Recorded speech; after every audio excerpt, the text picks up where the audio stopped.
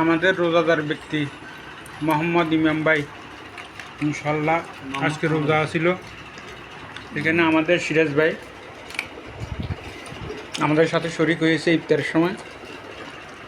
এখানে আমার ছোট ভাই সাদাত হোসেন এখন শরবত খাচ্ছে। ওনার হাতে রমজান মাসেও ইফতার মাখা খুবই মজা, এই জন্য ওনার হাতায় এই যে ছোটো ভাইয়ের হাতায় ইফতার মাখাই।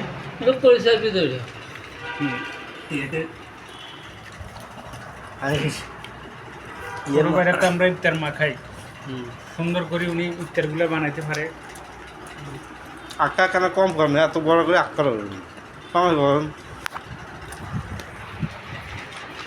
যে আমাদের সভাপতি, আজকের দিনের সভাপতি আমাদের ইমাম ভাই, আমাদের সবার চোখের মণি আমাদের ইমাম ভাই।